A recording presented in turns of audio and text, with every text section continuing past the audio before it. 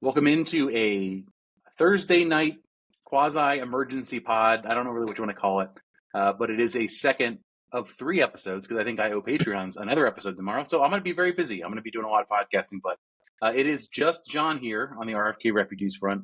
But I've got some guests. This is our first 4-guest, 4-panel RFK Refugees podcast. I have no idea if the technology will hold. I don't know if I have no idea how it's going to go, but I wanted to go around the panel here, have everyone introduce themselves, and then get right into what I think is pretty interesting. It's interesting times here in the last 48, 72 hours here in DC United land. Angus, why don't you say, for those of you who don't know the people on this group, say who you are and sort of the group that you're representing in this conversation. Yeah, hi everybody. I'm Angus long time caller, first time guest. I am the president and a founding member of Buzzard Point Social, the newest DC United supporters group, along with supporting various other professional teams in the Washington DC area on the scene. And I'll let everybody else introduce themselves now. Elle, you want to go? Of course. So, hi, I'm Elle, Cayabyab, Gitlin. I am a member of both Buzzard Point Social and Rose Room Collective. I am also not just a fan of DC United, but of just about every other sports team around here in the area, except for the commies, for reasons that are probably pretty well known to everybody who is a DC sports fan. I am Douglas Reyes Ceron. I am a co-founder of Rose Room Collective, and yeah, we're out here supporting DC United and the Spirit. That's how we figure to find ourselves at. We're all about amplifying Black and brown voices, non-white voices out here in these scenes. I'm going to put all the links to join in the show notes for this. I know Angus previously mentioned, please don't pay us any money yet. We're not ready. But do sign up. We are not. Do sign up. I think everyone should do that. I think there's these are groups that are actually really getting involved, getting their hands dirty, and we'll jump right into that. So if you have been paying any attention to social media in the last week, you'll know that there has been a bit of a conversation around the trip to Saudi Arabia, the preseason trip for DC United. It was discussed at the time on this show and everywhere else in the universe that this was a problematic decision. There was very little positive outcomes that could come from this. It's all negative. There was no disclosure about what the thought process was behind it. All the reporting was secondhand, usually through Steve Goff, saying that this is intended to be a long-term partnership. This is just the first step of many. We want to have these teams come over. We want to go back next season. And I think overall the fan base, I don't want to say universal, but nearly universal, the fan base said, this is not for us. We don't like this. There's a number of reasons we don't like this, but this just does not feel in line with what we want this team to be, what we've been told it is, what it's been in the past. And there was sort of an idea of what can we do about it. It was already done. I think a lot of people were choosing to not engage with team content. You know, these little things that you try to like, I'm going to show you guys that I'm not a fan of this by talking about it on podcasts, by being online about it. But there was no organized action as of yet of saying, what do the fans really think about this, particularly the supporters who go above and beyond, basically are unpaid employees of supporting the fans, supporting the team. They're doing TIFO, they're doing tailgates, they're doing flags, they're doing all the things that provide the atmosphere that sells the product, both at the league level, but even locally. And there was nothing sort of out and about on the scene about that until a group of nearly all, and we'll get to that. It became all at a certain point, but almost all of the groups that are in the Chico stand came together, put out a statement saying, this is not what we stand for. This is not what we were told by our GM and our coach just very recently, last week, what this team is going to be about. As a result, we are going to be quiet in the stands for 4 games. That is commensurate with the 4 games you played in Saudi Arabia. That's how we feel. That's what we're going to do.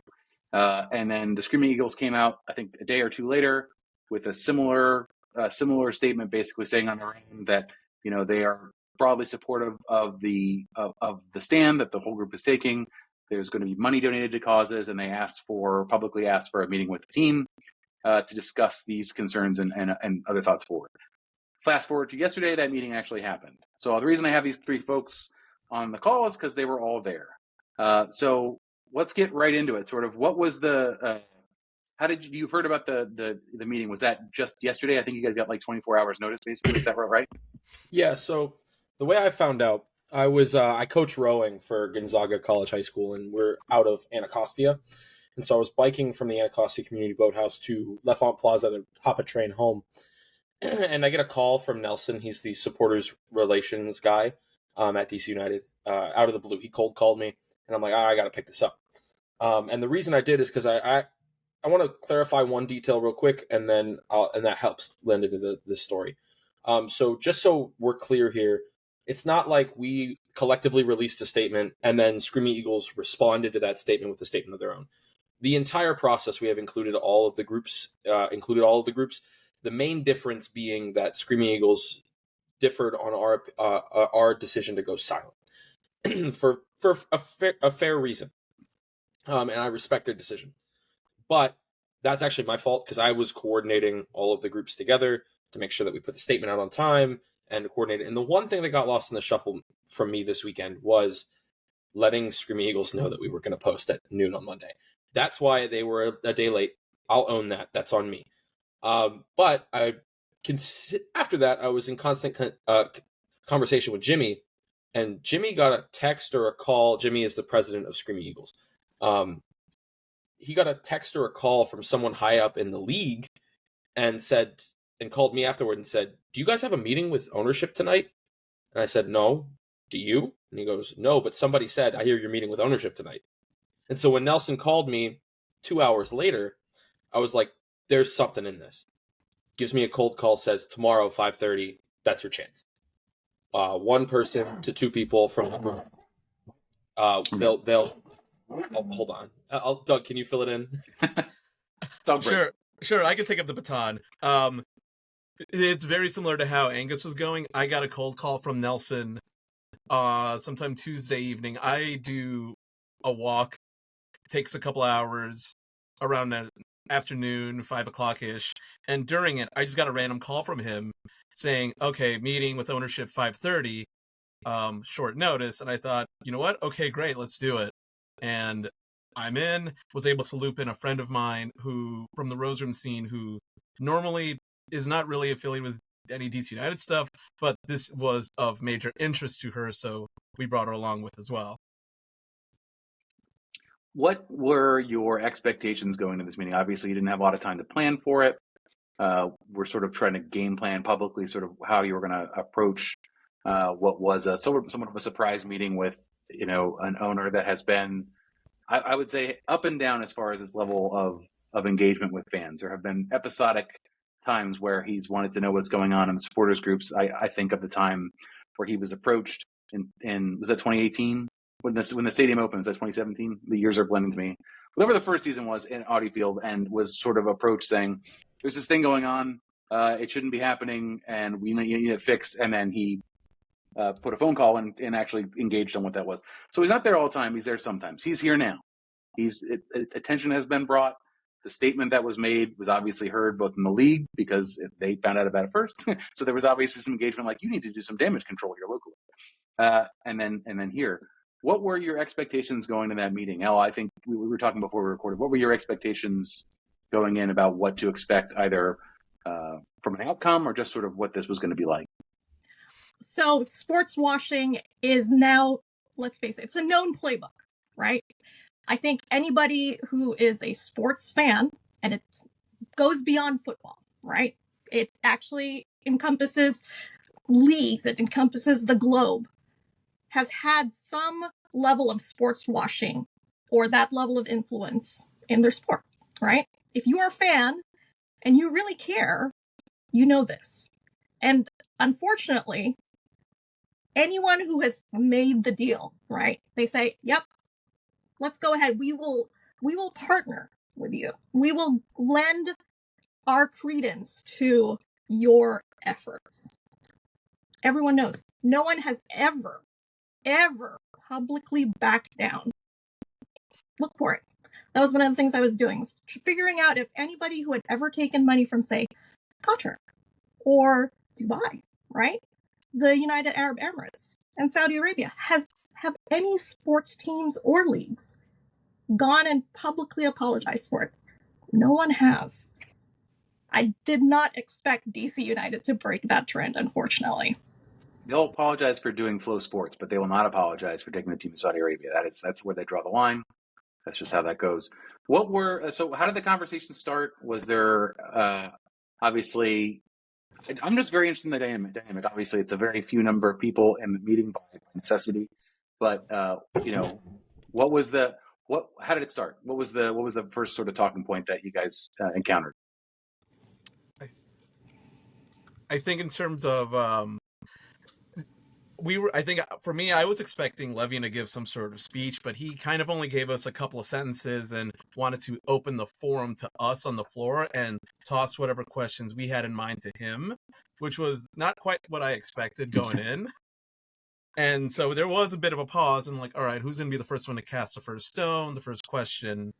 We eventually did get that going, and it really went on from there.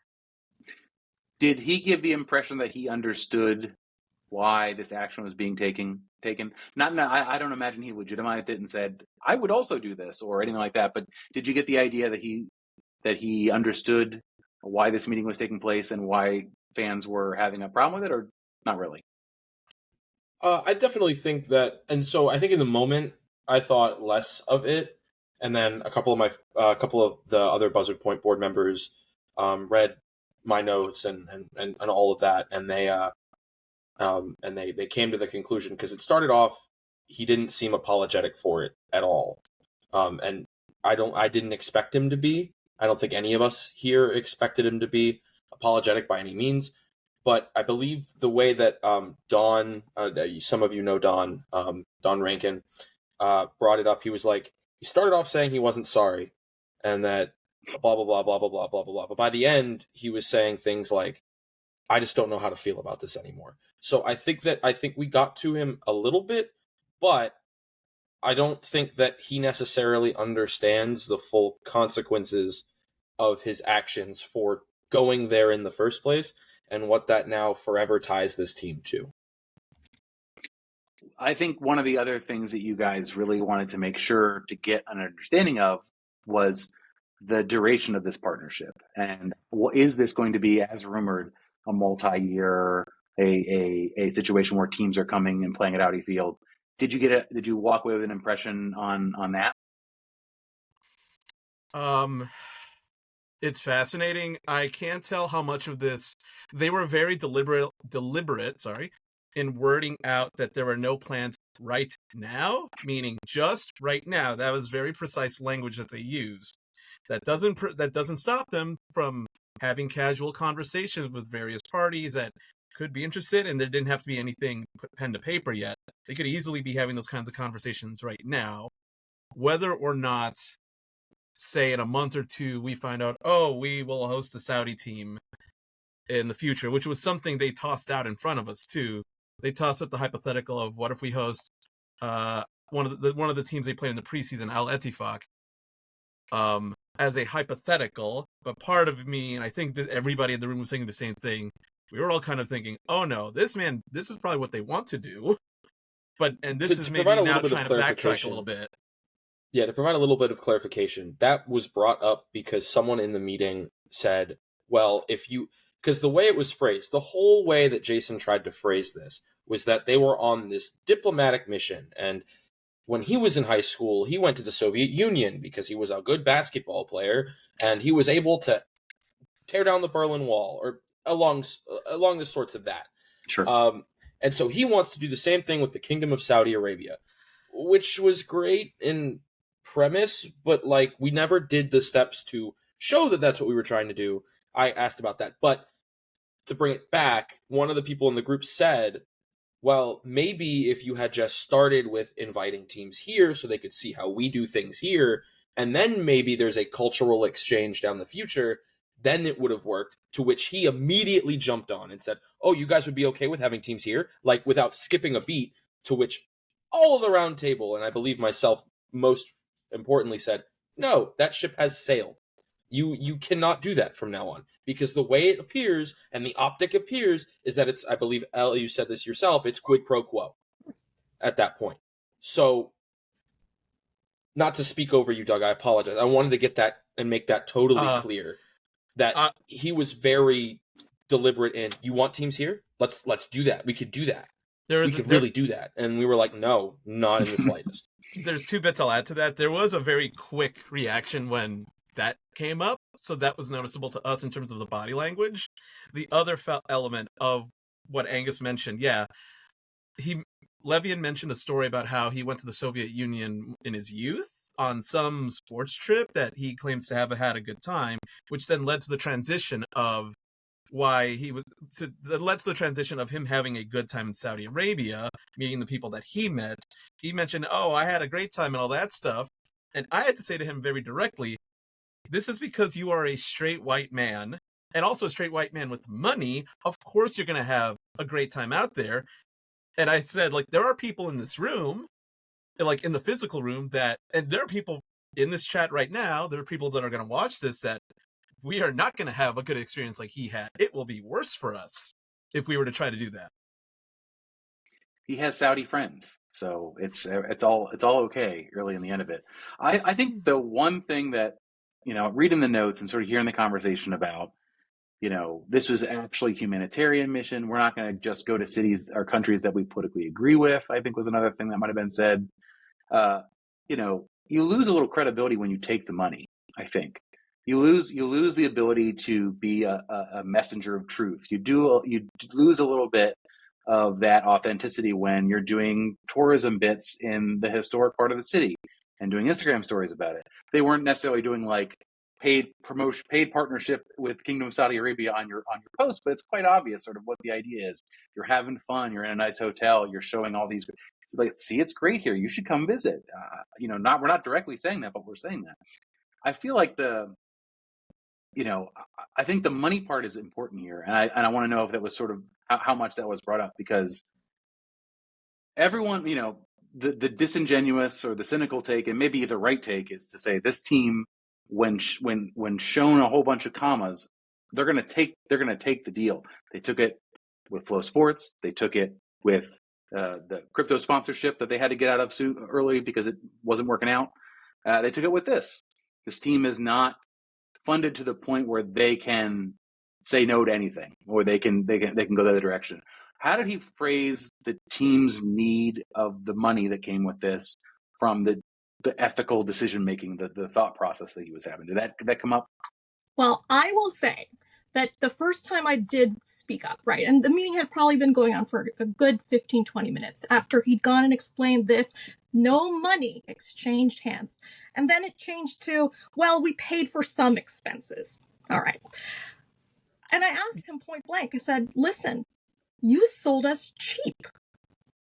That's how it feels as a fan of DC United, right? That my fandom, right, for the team is you value it that low, that you sold it for that cheap. And Jason jumped on that. He immediately said, well, what if they'd said 10 million? What if they'd said 100 million? And to go back to what Angus was saying, right? It was a very disingenuous response, but I think anyone who's read the notes, who's listened to the audio, for those of us who are present, recognize that everything Jason said was straight out of the media guide, right? He was not going to deviate from the script. He was very well prepped.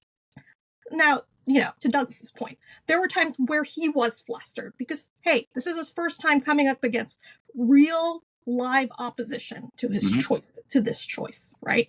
But he did not waver. He knew what he had to say, and he said it. Yeah, I think it's fair to say that, like, he wasn't being, I don't know if he was being 100% truthful. I don't know how it lined up. Obviously, none of us know how it lined up in reality, but he was very adamant that no money had exchanged hands. They covered some, we covered some, was a direct quote. We were not paid appearance fees, which contradicts previous reporting from Stephen Goff. It does. There is no plans for future engagement, which contradicts previous reporting from Stephen Goff.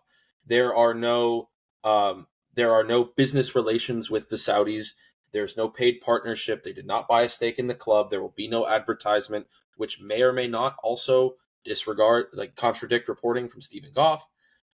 There is a whole article for those of you who are weird as to where I'm coming up with that, where Goff wrote about outlining the entire trip to Saudi Arabia, where he does mention that they would be being paid appearance fees, which he denied in the interview in our meeting yesterday, that it was fully covered by the Saudis, which he denied in our meeting yesterday, and that there would be space to grow this partnership, which he denied in our meeting yesterday. Again, I can only take him for what he said, and I can only make the connections for what I can, but as with so many parts of this club over the past 3-4 years I've been dealing with them personally, there has been a lot of talking, and it's time to see action in that. Now, if we truly did not take any money, fantastic. Don't think that really matters. But if there truly are no plans to operate and engage with Saudi Arabia past this point, I would love to see that. I would love to see that never happen again. He talked, and you mentioned it yourself, that he made a big deal about how we shouldn't avoid going to countries that we disagree with politically and values. And I agree with that. But that's weird to go say that and then jump to the worst one, right? Right. It's a spectrum. There's a political spectrum. He brought up and again, he brought this up as a deflection, and I want to make that very clear. This was him trying to deflect from Saudi Arabia and that topic. He brought up that members of the DC United front office had just touched down in Ethiopia and were organizing some sort of partnership with their national team. And the whole time I'm sitting there going, okay, cool. You scheduled this preseason, by the way, January 1st to January 10th when preseason started. That's when this got planned. I want to make that clear. He planned this in about 10 days, which is why there were so many problems with this trip in the first place. But the trip was planned very quickly. And so as a result, I'm sitting here going, okay, so trip gets planned by him. He took all the blame for this. It's his decision. And then you bring up, oh, what if we did something in this country? What if we did something in that country? And I'm sitting there going, why didn't you? Right? I'm assuming I can find something wrong with any of the governments that you're going to. Right. And that therefore constitutes as a government that we don't align on politically. Right? I could find that in any country you decide to go to. Why'd you go to the one that disagrees with everything? Or states in this country, even in fact. You probably we were supposed to go to Florida. Right. We made it very clear. We were supposed to have preseason in Palm Springs, Florida, up until this whole thing came about, where he talked to somebody from his trip when he went by himself in September and saw a prize fight, the Tyson Fury fight, and was like, "Oh man, this is actually really fun. These facilities are really cool." And he talks about the facilities a bit in the meeting. For those of you who aren't privy to that information, he did talk about the facilities and how the facilities were so nice. And again, I had to bite my tongue here because I really wanted to throw back in his face. Well, clearly your own facilities don't matter, given the training facilities they train at every day. So why does quality of facility matter to your preseason? And now I understand Loudon's it's probably very adequate. All the people that I've talked to who work with the team have said the equipment inside is top notch and they have good stuff. But it's the precedent they're setting. And I don't want to talk over people who should also be talking during this, but I just wanted to make it very clear there were things said and ways to try to deflect from the conversation that didn't really add up when you look at the whole truth.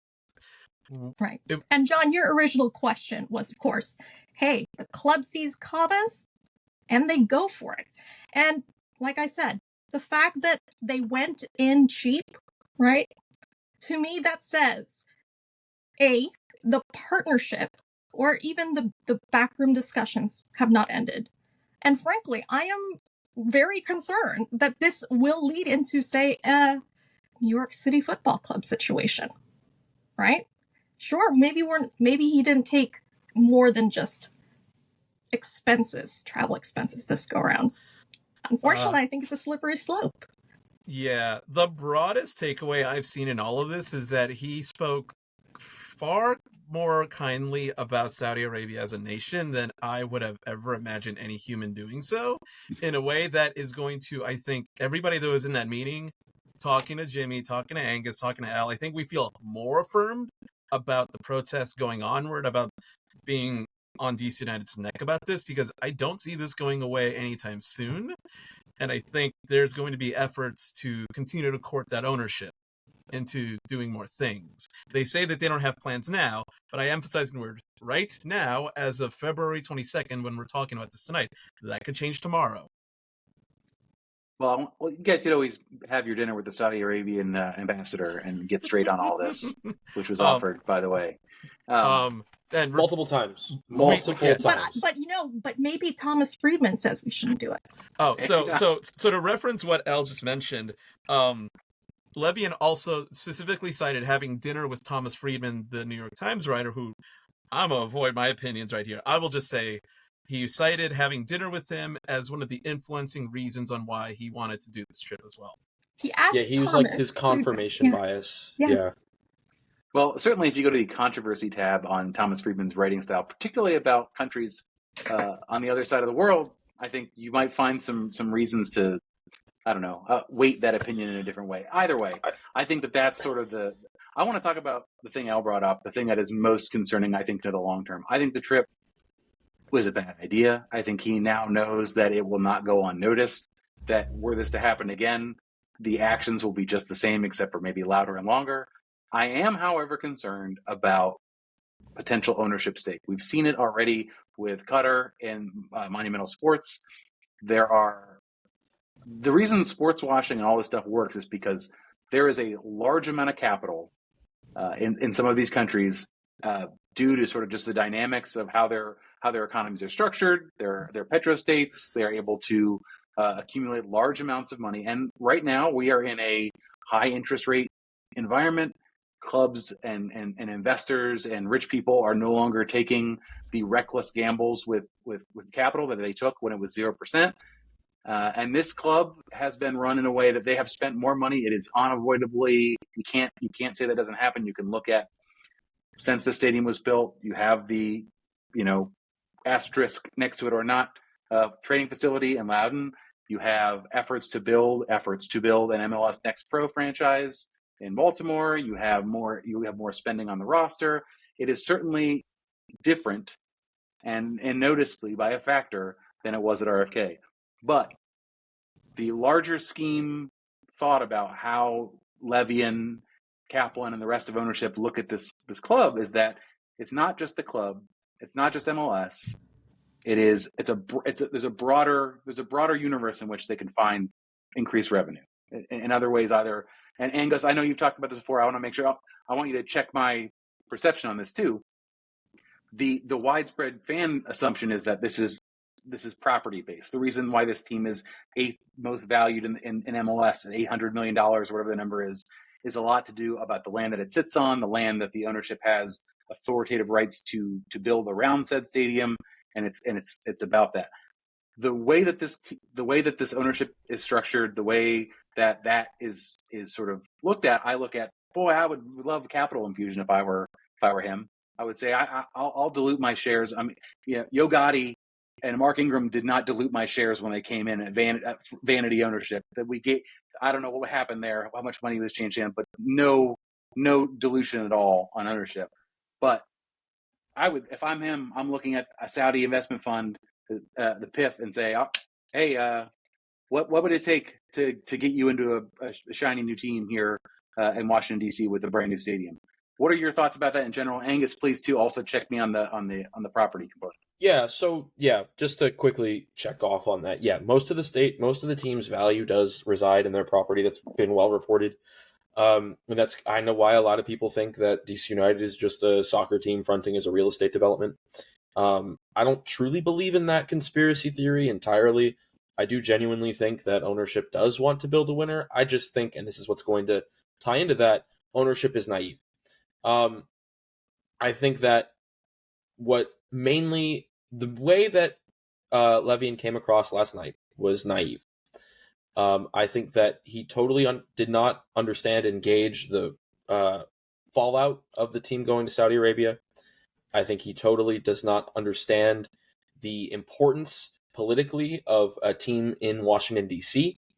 I think that he does not understand necessarily the the consequences of starting and engaging with a firm as massive as the PIF. Not to say that he has, we don't know, because he wouldn't tell us. All he would say is that it's not, we didn't take any money and there are no future plans as of right now. But I think that one thing that he did come across of last night, and I think all of us can agree with that, is that he's naive. Granted, we as supporters have been down this road before, so we're not new. This isn't our first rodeo when it comes to being led on by someone, but it definitely feels like this is his. I think, Doug, you pointed this out last night. He's getting wined and dined hard by these guys, and I don't think he realizes why. I think he's just like, oh, I'm so happy someone's noticed me, right? It had to be. It was pointed out in front of him in the meeting, and I still am not sure that he fully grasped it. We were just having to make the point of the reason they're probably interested in you is because you are just a couple miles away down from Capitol Hill. They see this club as an opportunity to gain some real political influence and add to their sports watching portfolio of other soccer teams and other sports industries that they're already involved in. They see this as a means of gaining some influence across the DC area, and especially with Capitol Hill over there. It felt very obvious to us. He did not, at least per his claim, did not seem to fully grasp that.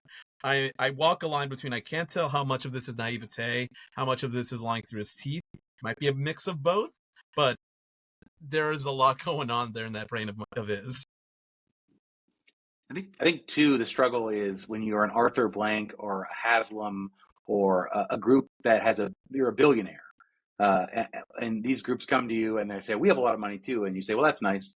I also have a lot of money. I'm not really super concerned about what you can do for me because I can do it all for myself. Ownership for DC United is not in that strata.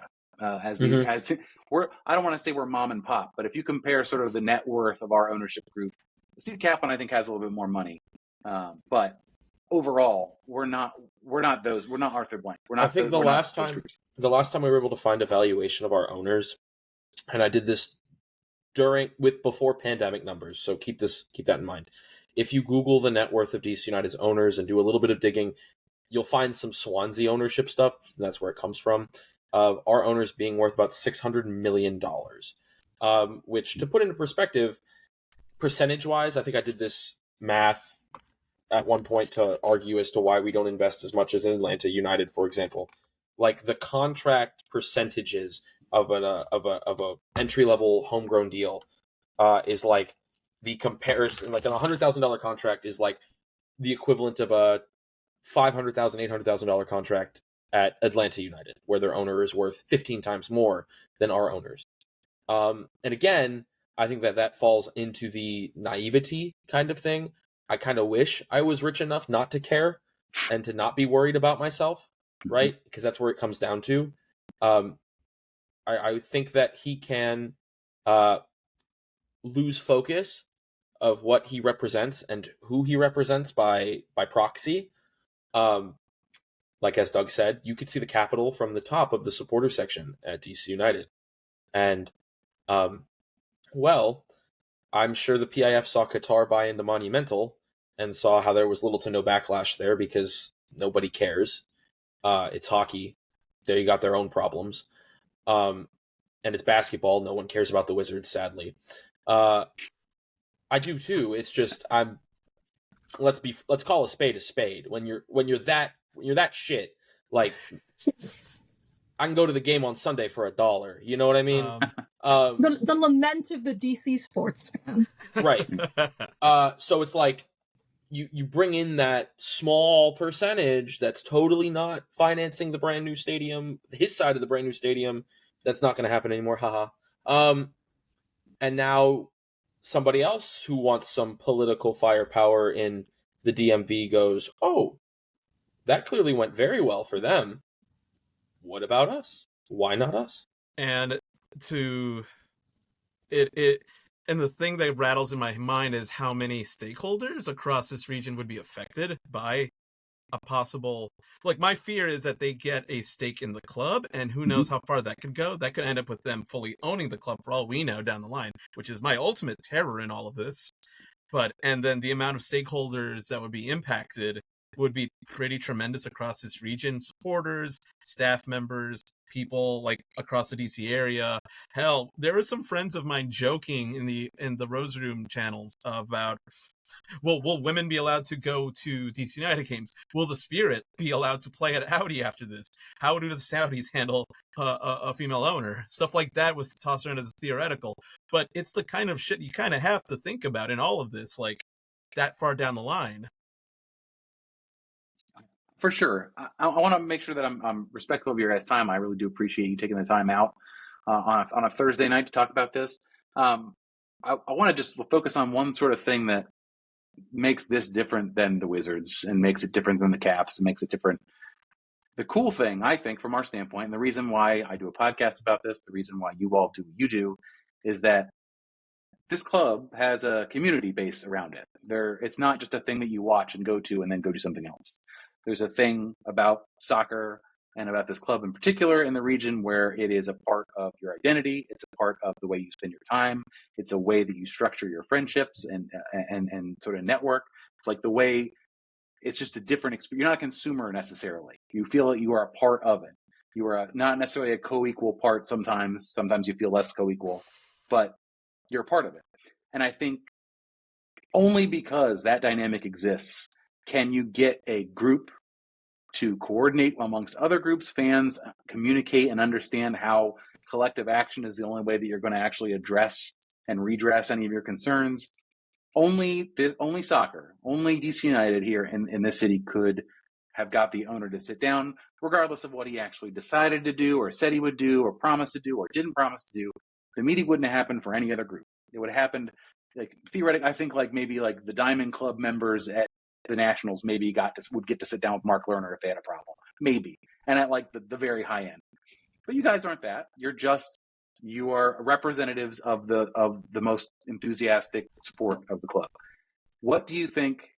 I just want you to like react to that. Like, how valuable is it to be a fan of DC United and have a voice that maybe other fan bases don't have, and just how different it is to be a DC United fan that's involved and cares versus any of the other concerns that we talked about?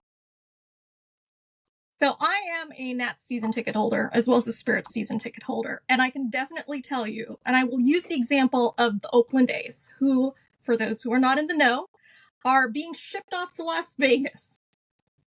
And of course, the very loyal fan base do not want that to happen. But at the same time, they don't want their tax dollars going towards a very shiny new stadium, right? That the owner can pay for on his own. What was great was Oakland A's fans reaching out and Nats fans reaching out to the Oakland A's fans saying, hey, we're hosting you for 3 games.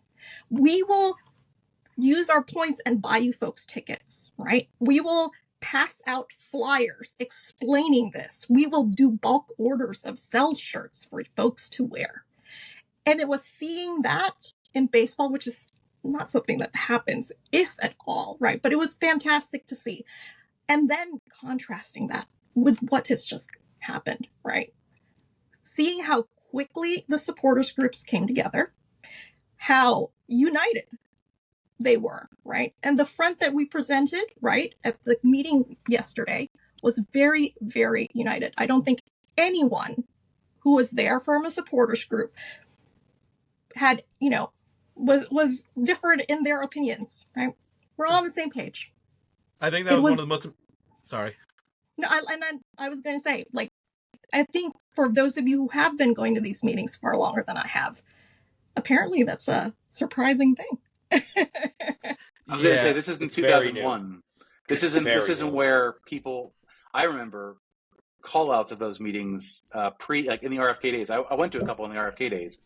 And there was no strategy. There was no conversation ahead of time. People would ask wildly unrelated questions. They would make the group on the whole seem unserious by those questions. And I, from the outside, looked at what all of you did and how seriously you took it. And with, organizing principles and messaging principles and figuring out who to seed the conversation with ahead of time, so that when it came out, people were talking about it already and they already were familiar with it. It is not 2001 anymore in the DC United supporter group areas. I will say this. I think that DC United made their worst enemy in that.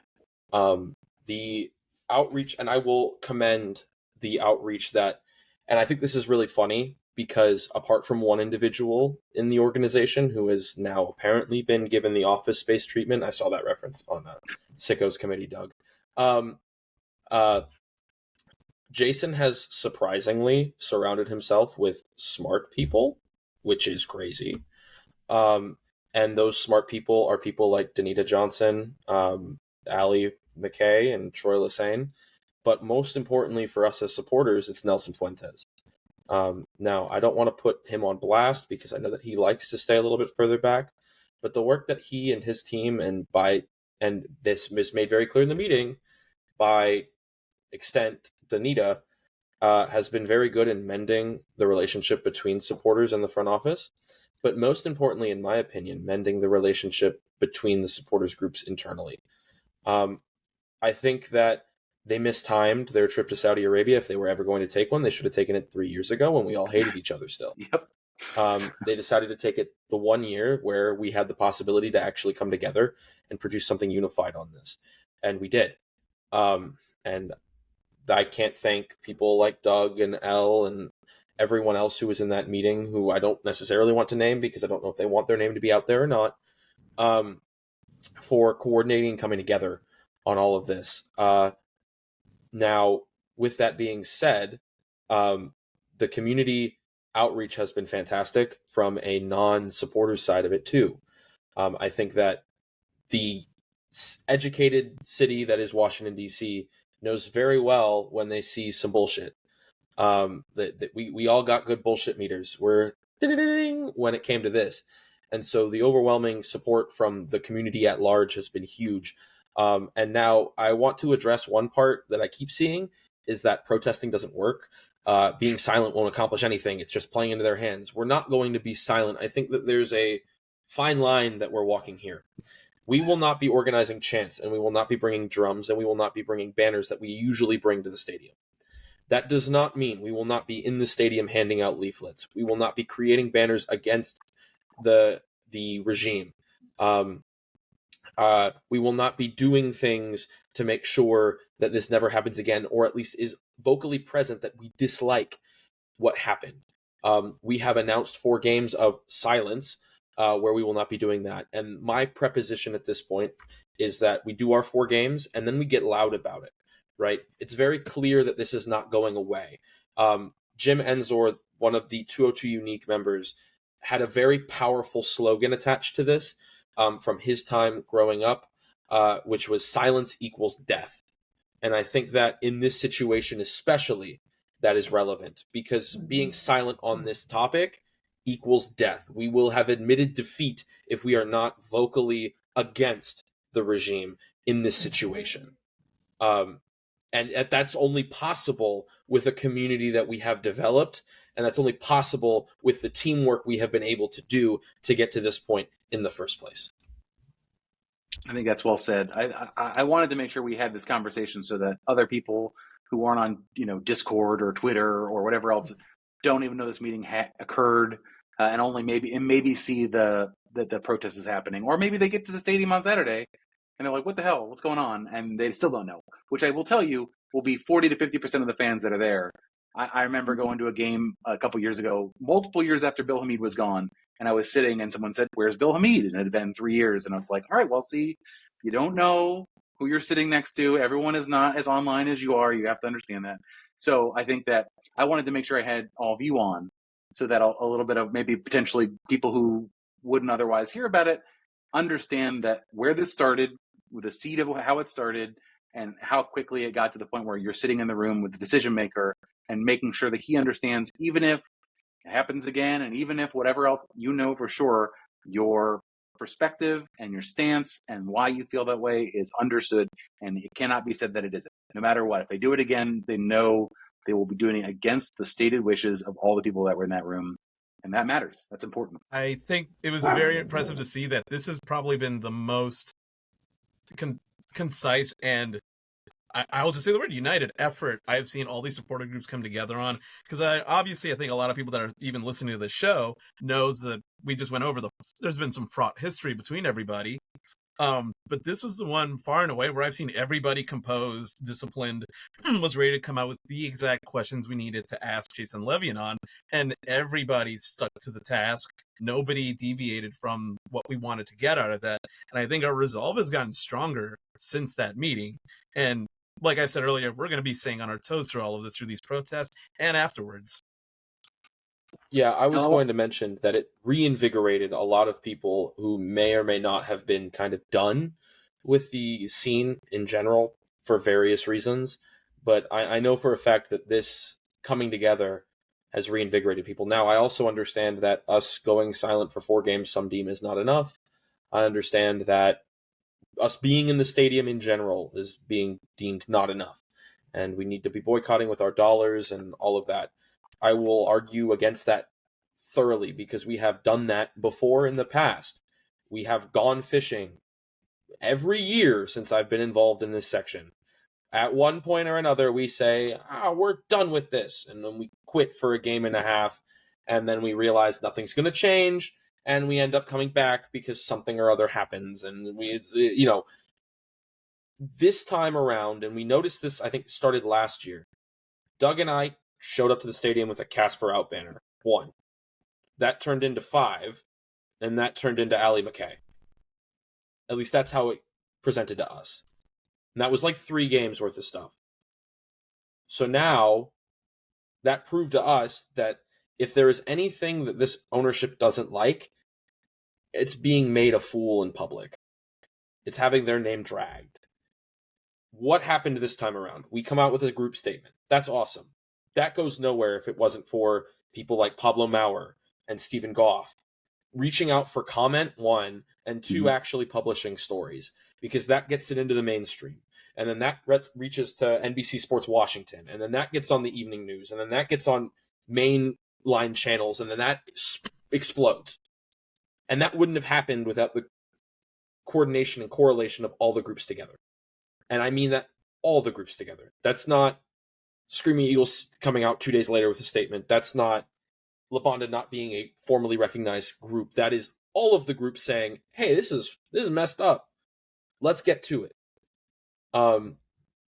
And so by that, that's how you get change to happen with this team. That's what we've learned. Now, if they want to do that, if they want to play the game of make as much noise and we won't care, that's fine. Then we will then we'll just change. We'll pivot. We're doing what's working now, and we're happy it's working now, because very clearly it's affecting change. Now it's time for them to show us that they have heard our displeasure, and it's time for them to act on that. And their actions over the next 6 months to a year will show us exactly where they stand and exactly what they understood when it came to talking with us as supporters. And we hope that for all of you out there listening, we are doing a good job in upholding your own voice in this, because we understand we are in and of itself privileged enough to have the opportunity and the floor and be in the position to talk with someone who is otherwise unattainable for 99% of your listeners. And so as a result, I hope the feedback that you all provided to us when we came out with this has been noted, and we want to hear more from you. Please do reach out, do get involved, do volunteer. That's what we need. I wanted one final little addendum to that. You mentioned sort of that you're representing or hoping to trying to represent the voice of the supporters who are both here and not able to be here and busy and whatever else it is. There are also supporters that will not agree with this in general. Don't think that people think we're making a big deal about this and who really cares, and it's not actually a big deal. And what I'll say to that is, okay, that's fine. That is certainly your belief and something you can hold. But the noise in the stadium is an ode to you. So if you don't agree, you can't impose, you can't demand sound. You can't demand action of other people just because it would be better for you. It makes your experience better. We talked about this on Discord all the time. We talk about like you're not owed anything as a fan, as a fan who just pays his money to go to the game. You know, you're owed to watch the game. That's it. Whatever ambiance or whatever visuals or whatever sound, that is blood, sweat, and tears and created and passion, and is done by people who choose to. And it's not just the thing you get for coming to the game. So I know that there are people who don't agree with anything about this and are mad that you guys are taking a stand and that it will be quieter than usual and there'll be no drums. Tough shit. Do your own protest, whatever that looks like on the other end of it. But I just want to call out to the fact that it's not owed, and all of the work and passion and sweat and all the stuff, the effort that you bring forward is because you want to do it and it's for your own reasons. And it's not owed to anybody, guys. So don't get mad at them. And if anything, silence within the stadium tells people that there's something wrong. Yeah. Right? Yeah. One single support the team, not the regime chant will not turn enough heads. If they go, where the drums? And then they are like, what? And then they see a banner that says support the team, not the regime. They might connect the dots. Yeah. But if we're in there handing out leaflets with our statement, if we have signs with our statement up, it's being active in the silence that is different this time than previous times. So yes, your favorite thing is not around for the first 4 games. I apologize for that. Right? If you believe that the team should be supported and the first team should be supported, we agree on that. We agree that the first team should be supported. This is not a first team issue. This is not a investment issue from a squad perspective. This is not a player acquisition issue. This is an overall ownership issue. That's what this is. And if you would like to support the team and you would like to get out there, more power to you. But I want people to understand why we have chosen to take a little bit of a break.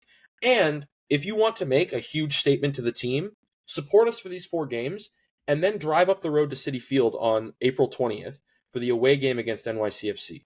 Show the first team on the road that you supported them all these past 4 games by getting out there and showing them that you care about them and you're willing to drive that far to support them, right? That's what I would suggest doing. I would suggest supporting us for 4 games. I know it's all the way to April and late April at that. That's just how the schedule works. I'm sorry about that. It's also the day that Messi is supposedly coming. I'm sorry about that. But is there ever a better opportunity to get our message across than when you have the 2 organizations who participated in sports washing this offseason in the same building on a very special time, on a very special network, the only time DC United will be put on this pedestal all season to voice our concerns and to show our displeasure with ownership in making this decision. So if you do understand where I'm coming from and understand where my friends are coming from and want to help, please do help. We encourage you to do that. If you believe in something else, that's cool too. Let's have that discussion. I'm here for that. And if you really want to go support the team, go away to NYCFC on April 20th. Go make a bunch of noise there and bring that same energy on the 27th when we're back home. And it's time to get loud in our support for the team and against the Kingdom of Saudi Arabia's investment or potential investment inside of DC United. I want to give Elle and Doug a chance to sort of final thoughts before we wrap up. A tradition of RFK Refugees is before the show saying, this is going to be like 20, 30 minutes. We got a short rundown and always going 60 minutes. So we've done that again. The chain is unbroken. Doug, tell me just what you want people to take away from this experience of the last week. There is still a lot of work to be done. I think that this is absolutely not over, but this is probably the most unified I think I've seen this section ever be.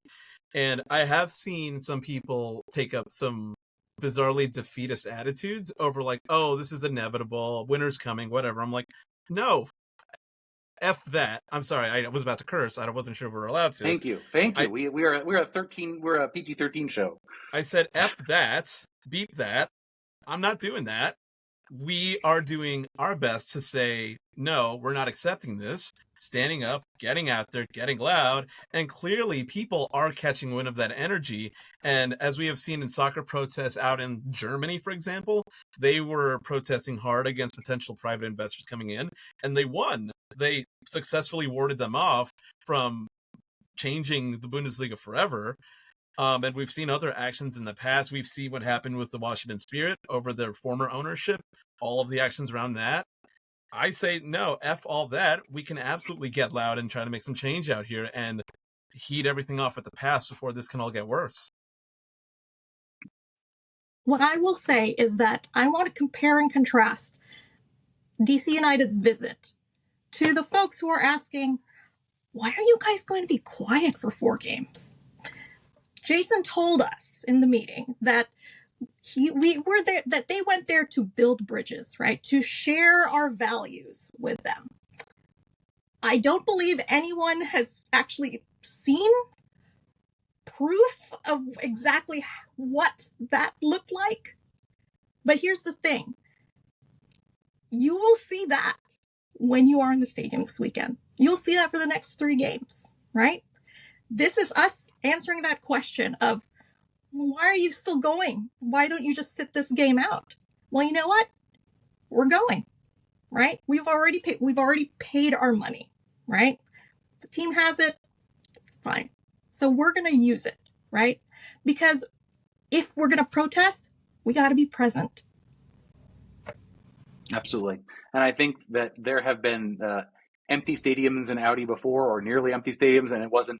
That's not national news. Unfortunately, that's occurred before. So your quiet presence is a lot more speaks louder than empty stands. I don't think that really would do the job anyway.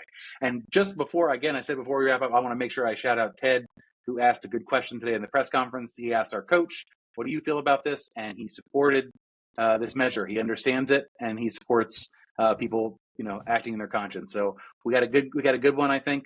And our coach, I think that's great to see. We'll see how it all boils down. But early statements on our GM and our coach, they seem to understand what the supporter culture is about, particularly here at DC United, and what needs to be done to rebuild bridges. So we can only be thankful that the question was asked and it was answered in a way that I think no one can have a problem with. Thank you guys so much for taking the time. For everyone who is just finding out about this protest now somehow, I'm sure you're very confused. Go on the internet for a little bit and you can probably get a little bit more of the background, but I think we did a good job wrapping the whole thing up in a bow. We are going to be, we have a game this Saturday. There'll be a Patreon show out tomorrow, sort of previewing the game a little bit more. For those who are able to be there, for those who are there and are quiet, do your thing. For those of you who are sitting on a couch, tweeting at Dave Johnson, trying to get the name of your podcast set on TV, which he does every single time, you will be me. But I want to thank you for listening to this show, Monday's show, tomorrow's show, and joining us again Monday Night Live on Twitch at 8:30. So with that said, thank you for listening. Elle, Doug, Angus, thanks for joining, and we'll catch you, all of you, on Monday after the game, and hopefully 3 points. Vamos. Thank you for having us. Thank you, folks. Thank you.